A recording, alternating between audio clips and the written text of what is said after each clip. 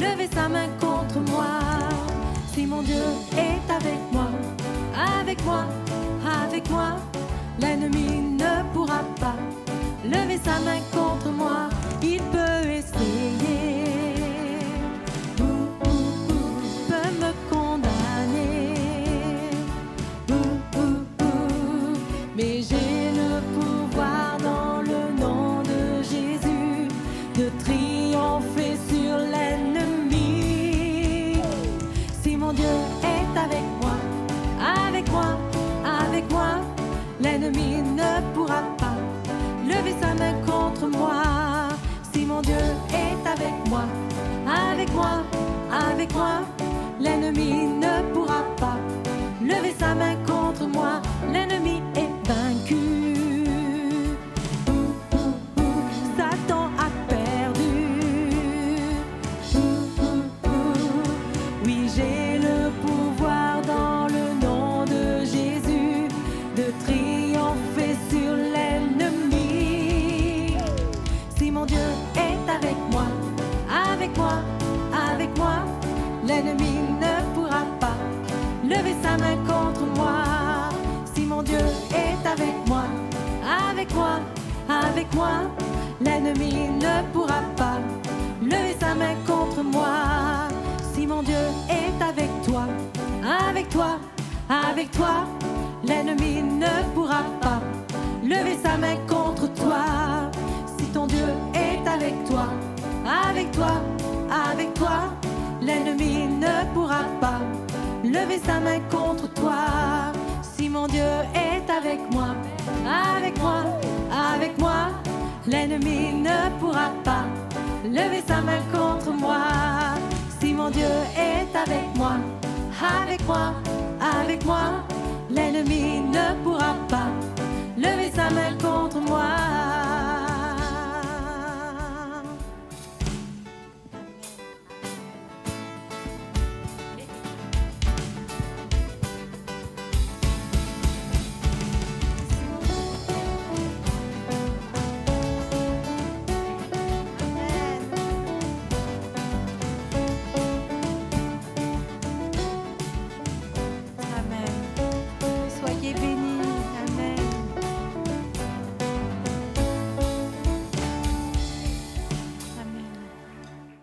Bonjour et bienvenue sur notre chaîne YouTube. Aujourd'hui, j'aimerais vous parler de la puissance de Dieu.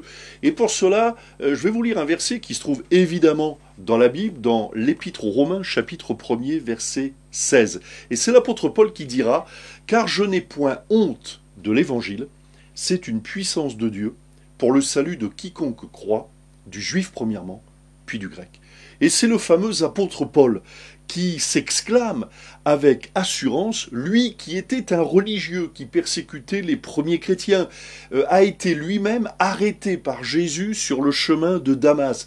Il va se convertir lors de cette révélation extraordinaire d'un Dieu d'amour qui va transformer le cœur et la vie de cet homme qui deviendra, lui qui était le persécuteur des chrétiens, des premiers chrétiens, va devenir l'apôtre de l'amour, celui qui va évangéliser, je dirais presque tout un continent.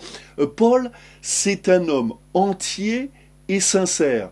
Le problème, c'est qu'il est entièrement et malheureusement, sincèrement dans l'erreur. Savez-vous que la sincérité ne sauvera jamais personne? Vous pouvez être sincère, mais être dans l'erreur. Nous pouvons vivre dans un mensonge sincèrement. Et voilà que cet homme, Paul, il vivait sincèrement, entièrement dans le mensonge, dans une religion de fanatiques, et il va découvrir la vérité. Il vivait dans une religion de fanatisme, il va découvrir une relation vivante avec le Dieu de l'univers, et il deviendra un messager de la bonne nouvelle de l'Évangile.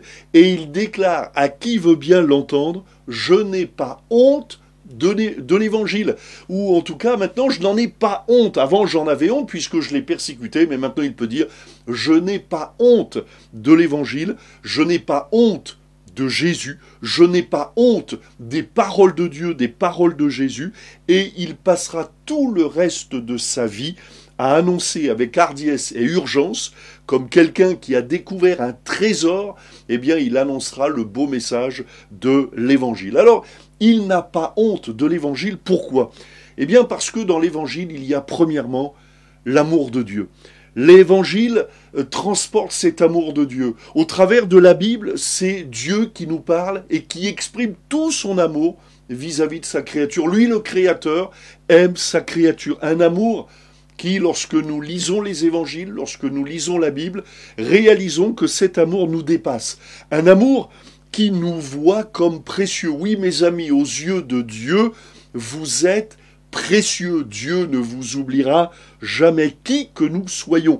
Un amour qui va même aller jusqu'à amener Jésus à la croix du Calvaire afin de combattre pour nous. Un amour passionné, un amour passion. Et Paul sera sur le fameux chemin de Damas terrassé par cet amour qui relève, cet amour qui guérit, qui réconforte, qui sèche les larmes. D'ailleurs, en ce temps de Covid, de quoi souffrons-nous le plus si ce n'est d'un manque de relations les uns avec les autres, j'allais dire de relations humaines. Nous ne pouvons pas nous embrasser, nous ne pouvons pas nous toucher, eh bien cela nous manque. En tout cas, tout cela, ce sont des expressions différentes de l'amour. Eh bien de la même manière, l'amour de Dieu veut nous toucher, veut nous embrasser, veut nous prendre dans ses bras, et cet amour, comprenez-le, et vous le comprenez fort bien, cet amour, eh bien, il relève, il réconforte, il console. C'est la première chose, un amour, l'amour de Dieu. La deuxième chose, c'est que l'évangile contient le pardon de Dieu pour toutes nos fautes. À la croix du Calvaire, c'est ce que l'évangile nous dit. Jésus est mort à la croix du Calvaire afin de nous accorder le pardon total, complet de nos péchés. Il a payé un prix total. Il a payé un prix complet, afin que par la foi en lui, nous recevions un pardon total, complet, de tous nos péchés. Tournez-vous vers Jésus, confessez le nom de Jésus. La troisième raison pour laquelle Paul n'a pas honte de l'évangile, eh bien parce que l'évangile nous parle de la résurrection de Jésus. Pendant ces fêtes de Noël, nous allons célébrer la naissance de Jésus. La croix nous parle de la mort de Jésus, mais la Bible nous dit que 3 jours après, Jésus, le crucifié, est ressuscité. Cet évangile contient la résurrection de Jésus. Il est ressuscité, ce qui signifie plusieurs choses, ce qui signifie que ce que Jésus a dit, il l'accomplit. Jésus a dit lui-même, il a annoncé sa mort et il a annoncé sa résurrection. Ça signifie donc que ce qu'il promet, eh bien, il est capable d'accomplir toutes ses promesses. Donc, un jour, les croyants, les chrétiens, toutes celles et ceux qui auront durant leur vie ici-bas confessé le nom de Jésus, eh bien, nous rejoindrons Jésus pour l'éternité au ciel. Il en a démontré la véracité, il a démontré cette promesse qui est devenue active en quelque sorte au travers de sa résurrection. Il nous a montré le chemin, il nous a ouvert la porte du ciel, la porte du paradis. Quelle espérance! Et c'est pour ça que Paul n'en a pas honte. Et qu'il dit, mais j'ai pas honte de l'évangile, c'est la puissance de Dieu pour le salut de quiconque croit. Et puis, quatrième raison, pourquoi est-ce que Paul n'a pas honte de l'évangile? Eh bien parce que l'évangile contient ce que nous pourrions appeler la satisfaction éternelle, la satisfaction. Combien d'hommes et de femmes ne sont pas satisfaits de leurs conditions, de leur vie? Et il y a motif d'insatisfaction. Parfois nous avons l'impression que nous avons tout pour être heureux, mais il nous manque quelque chose. Il nous manque ce quelque chose qui fait que je ne suis pas satisfait. C'est ce qui fait que l'un va courir après l'argent, l'autre va courir après la gloire, l'autre va courir après la renommée, l'autre va courir après la drogue, après l'alcoolisme, après le tabagisme ou d'autres choses pour essayer de combler un vide intérieur. Eh bien, j'aimerais laisser sur votre cœur ce psaume 17, verset 15, qui parle d'un homme qui s'est tourné vers Dieu. Et voici ce qu'il dit: pour moi, dans mon innocence, je verrai ta face dès le réveil, je me rassasierai de ton image. Donc, l'évangile contient la satisfaction. Dieu nous satisfait. C'est le philosophe mathématicien Pascal qui pouvait dire notre cœur a la forme de Dieu. Donc, seul Dieu peut combler le vide de notre cœur. Je ne sais pas de quoi sera fait demain, mais voyez-vous, l'évangile nous dit de quoi sera fait après-demain. L'éternité dans le ciel. Une satisfaction totale, complète, dans une relation complète avec Dieu. Et puis il y a d'autres raisons. Pourquoi Paul n'a pas honte de l'évangile? Eh bien aussi parce que l'évangile, c'est une puissance de Dieu.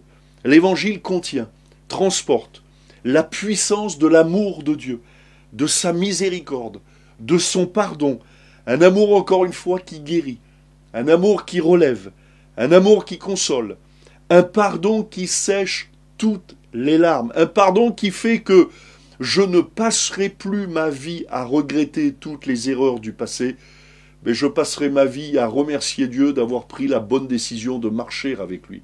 Voyez-vous, vous pouvez vivre dans les regrets, vous pouvez vivre dans les remords, et combien et tous, moi le premier, nous avons des regrets par rapport à notre vie passée. Tous nous avons commis des erreurs, fait des mauvais choix, pris parfois de mauvaises décisions. Au lieu de tourner à gauche, on a tourné à droite, enfin, etc., etc. Et parfois, vous le savez aussi bien que moi, nous passons toute notre vie à vivre parfois avec des regrets. Bien voyez-vous, l'évangile abolit les regrets parce qu'elle nous donne l'évangile, le bon message de l'évangile. Cette bonne nouvelle nous parle d'un Dieu qui nous permet de repartir à zéro, de faire ce choix. Et vous pouvez faire ce choix, choisir Jésus, vous tourner vers lui, un amour qui relève, un pardon qui sèche toutes les larmes et un pardon qui transforme le regret en repentance. Cette repentance qui mène aux larmes, bien sûr, mais cette repentance qui mène à la joie du salut. Oui, je me repens d'avoir voulu vivre ma vie sans Dieu, et maintenant je veux vivre avec Dieu. Et ça, vous avez le choix. Vous pouvez, dès maintenant, choisir de vivre avec Dieu. Et vous verrez que tous vos remords, vos regrets, disparaîtront comme la neige au soleil. Ils disparaîtront parce que le Saint-Esprit viendra mettre un baume sur toutes vos cicatrices pour fermer toutes ces plaies.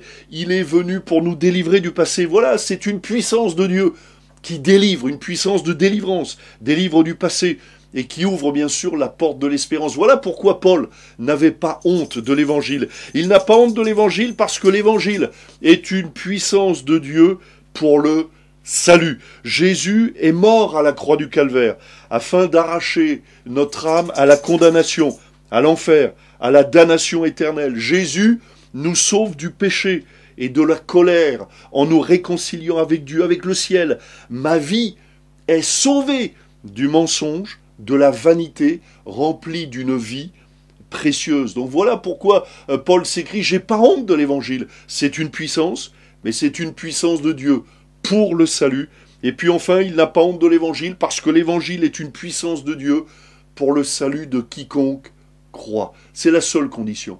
Croyez, osez croire, osez vous tourner vers Dieu et Dieu se tournera vers vous. Le salut est pour celui qui croit, uniquement. Parfois, je dis ceci, l'évangile c'est la bonne nouvelle pour celui qui croit, mais c'est une mauvaise nouvelle pour celui qui ne veut pas croire. La mauvaise nouvelle qui nous dit que tous les hommes ont péché et qu'à cause du péché, nous sommes séparés de la gloire de Dieu, séparés de Dieu, et que le salaire du péché, c'est la mort, c'est l'enfer, pour l'éternité. C'est une mauvaise nouvelle. Mais quelle bonne nouvelle pour celui qui croit, pour celui qui se repent, pour celui qui, allez, lâche les armes devant Dieu, pour celui qui fléchit les genoux devant Dieu, pour celui qui lève les regards vers Dieu et qui dit « Oui, j'ai besoin d'un sauveur parce que je suis perdu ». C'est pour ça que Paul dit « Mais j'ai pas honte de l'évangile ». C'est une puissance de Dieu pour le salut de quiconque croit. Quiconque, tout le monde peut croire. Vous, en ce moment même, là, vous regardez, eh bien vous pouvez croire, vous pouvez décider de croire. La foi, ce n'est pas du mysticisme. La foi, c'est une décision raisonnée, raisonnable, qui consiste à se tourner vers le Dieu créateur de l'univers. Le salut est pour celui qui croit, pour celui qui accepte cette parole de Dieu, pour celui qui reçoit, qui invite Jésus à venir régner dans sa vie, qui se tourne vers Jésus en se détournant du péché. J'aimerais vous laisser 2 témoignages. L'histoire de cette famille, un couple avec 2 enfants. Et cette famille vivait terrorisée parce que le mari se saoulait. Après le travail, il passait par le bar, il se saoulait et il rentrait quasiment ivre tous les soirs. Et lorsque les enfants, habitant au premier étage dans un immeuble, eh bien entendaient les pas du papa qui rentrait le soir, ils étaient terrorisés parce que le père pouvait les frapper, pouvait exprimer sa colère. Il vivait dans le drame, il vivait dans la peur, dans la crainte. Cette femme, son époux ne savait plus quoi faire. Cet homme était violent, était alcoolique. Et puis un soir, il sort du travail et puis il entend une mélodie qui sort d'une salle. Et il rentre, il est comme attiré dans cette salle. Et dans cette salle est prêchée la bonne nouvelle de l'Évangile. Cette salle, c'est une église, comme vous en avez une à Limoges, rue Nicolas Appert, où nous vous invitons tous les dimanches matins, tous les mardis soirs. Eh bien, cet homme est rentré dans cette église. Et puis il a entendu ces chants qui ont touché son cœur, ces chants qui parlent de l'Évangile, qui parlent d'un Dieu qu'il aime, d'un Dieu qui est venu pour le délivrer. Et puis, après les chants, est venu le prédicateur, ce que je suis en train de faire, prêcher l'Évangile, parler de ce Dieu sauveur, de ce Jésus. Et puis cet homme a entendu le beau message de l'Évangile. C'est une puissance de Dieu pour le salut de quiconque croit. C'est l'homme qui est entré dans cette salle, dans cette église. C'était un alcoolique violent. Et puis il a été touché par la grâce de Dieu. Et puis il s'est repenti de ses péchés, réalisant qu'il était un mauvais homme, réalisant qu'il était esclave de l'alcool, réalisant qu'il terrorisait sa femme, qu'il la rendait malheureuse, qu'il terrorisait ses enfants, qu'il était en train de détruire toute sa famille à cause de l'alcool, à cause de la colère. Et puis il s'est placé devant Dieu. Dieu a touché son cœur. Et cet homme est ressorti de cette salle, c'était un nouvel homme, une nouvelle créature. L'amour de Dieu l'avait percuté. Et ce soir-là, quand il est rentré dans sa maison, eh bien, la situation a été complètement transformée. Ce n'est plus un homme violent qui rentrait, c'était un homme transformé par la grâce de Dieu. Voilà la puissance de Dieu. Dieu est capable de transformer ta vie, est capable, comme ce jour-là, transformer toute une famille, donner un avenir à ses enfants qui n'en avaient plus, donner de l'amour à cette femme qui n'en avait plus, donner le pardon à cet homme qui vivait dans la haine, dans la colère. Et puis, une histoire que nous avons vécue avec mon épouse il y a quelques années de cela, ça commence à faire quelques années, lorsque nous nous occupions de l'église de Châlons-en-Champagne. C'était un mardi soir, lors de notre réunion d'évangélisation. Et voilà qu'une dame, je ne me souviens pas, elle avait une soixantaine d'années, me semble-t-il, passait devant notre salle et Marie conduisait les chants. Et elle a été, cette femme, Henriette, elle passait devant notre salle, devant notre église, et puis elle a entendu les cantiques. Elle a été attirée ce soir-là, elle avait décidé de se suicider. Et puis elle est rentrée, elle a ouvert la porte de notre église, elle s'est assise. Nous étions ce soir-là peut-être une vingtaine ou une trentaine de personnes, peu importe. En tout cas, voilà, elle s'est assise, elle a commencé à chanter les cantiques qui ont commencé à toucher son cœur, à toucher son âme. Et puis ensuite, j'ai prêché le beau message de l'Évangile. Et ce soir-là, cette femme qui était au bord du suicide, qui avait décidé ce soir-là de se suicider, de mettre fin à ses jours, elle a reçu le Dieu de l'Évangile. Oui, je n'ai pas honte de l'Évangile. C'est une puissance de Dieu pour le salut de quiconque croit. Et j'aimerais terminer avec cette parole que nous trouvons dans la Bible, dans le prophète Ésaïe, chapitre 55, verset 1er, qui nous dit ceci. « Vous tous qui avez soif, venez aux eaux, même celui qui n'a pas d'argent. Venez, achetez et mangez. Venez, achetez du vin et du lait, sans argent, sans rien payer. » Mes amis, c'est une invitation. Peut-être vous dites, je ne suis pas digne, j'ai pas d'argent. Bien, venez. Venez goûter à la bonne nouvelle de l'Évangile. Tendez la main vers Jésus, il tend la main vers vous. Repentez-vous de vos péchés. Osez croire. Tournez-vous vers le Sauveur de votre âme. On va terminer par la prière. Seigneur, je bénis ton nom. Je te remercie, Seigneur, pour ta bonne présence au milieu de nous, parce que tu sais parler à nos vies, tu sais parler à nos cœurs. Et je te prie pour le malheureux au milieu de nous. Je te prie, Seigneur, pour le pécheur qui a besoin de changer de vie. Je te prie, Seigneur, pour celui qui te connaît peu, pour celui qui te connaît mal ou celui qui ne te connaît pas du tout. Je te prie, Seigneur, de toucher les cœurs maintenant, dans le beau nom de Jésus. Et je te prie, Seigneur, de guérir les malades, que toute douleur disparaisse, que la maladie recule dans l'invocation du nom de Jésus. Seigneur, je te prie aussi de délivrer celles et ceux qui vivent dans l'angoisse, qui font des cauchemars, qui sont terrorisés. Je te prie de leur accorder cette paix qui surpasse toute intelligence, dans le beau nom de Jésus. Amen. Amen. Croyez. Alors mes amis, laissez-moi finir en vous donnant 4 conseils. Premièrement, lisez la Bible. La Bible est la parole de Dieu. Quand vous lisez la Bible, Dieu vous parle. Deuxièmement, priez. Parlez à Dieu comme à un ami, à un confident. Il vous écoutera. Parce qu'il vous connaît, il connaît tout de vous. Parlez-lui. Dites-lui ce qui ne va pas. Puis quand ça va bien, remerciez-le. Autant que faire se peut. Alors évidemment, avec ce temps de confinement, c'est compliqué. Mais rejoignez une église où est prêché le bon évangile. Et puis enfin, parlez de Jésus autour de vous. Dites, mais c'est Jésus qui a changé ma vie. Soyez bénis.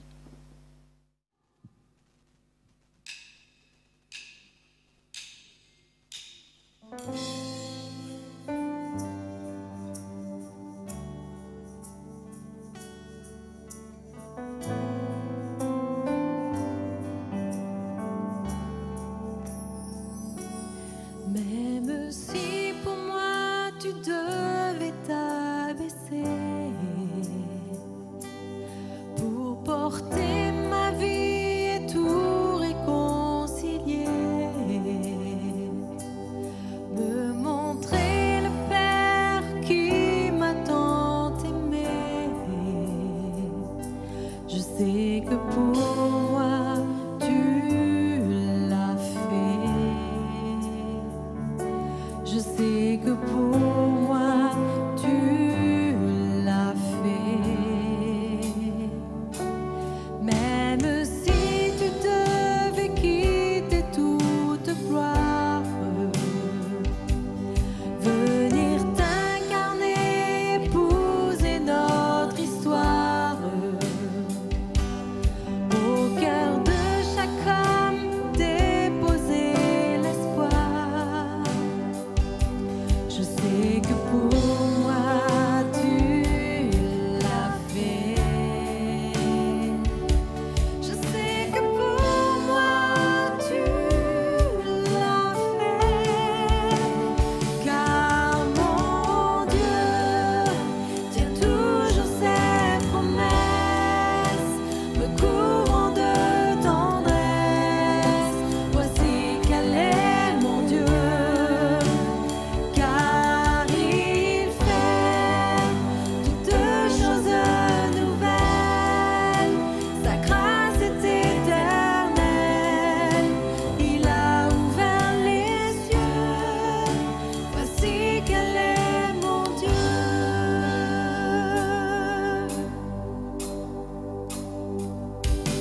Même si la croix devenait ton fardeau, le poids de ce monde, l'oubli dans le tombeau, pour essuyer toute larme et tout sanglot. Je sais que pour moi tu l'as fait. Je sais que pour moi tu l'as fait. Car mon Dieu tient toujours ses promesses, me couvrant de tendresse. Voici quel est mon Dieu. Car il fait toutes choses nouvelles, sa grâce est éternelle. Il a ouvert les cieux, voici quel est mon Dieu.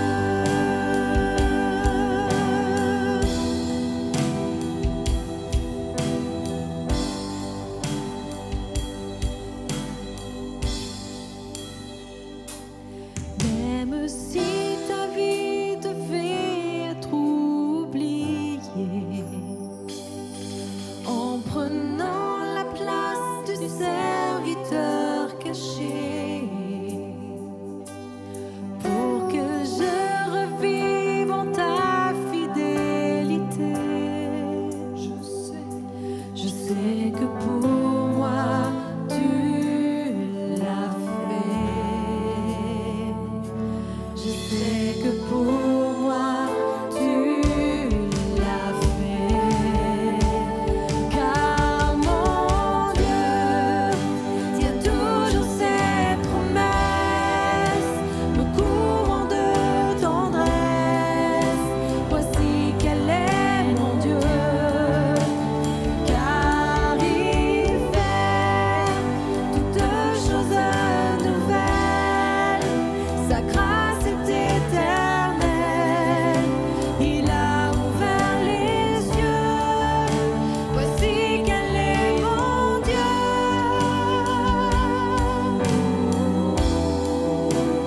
Voici quel est mon Dieu.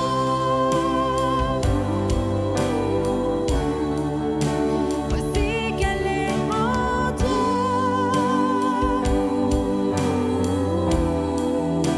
Voici quel est mon Dieu.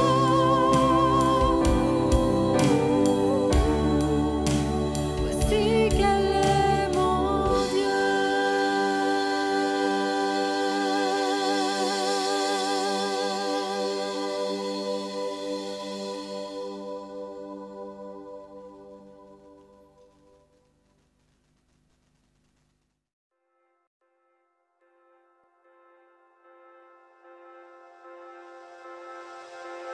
Dieu.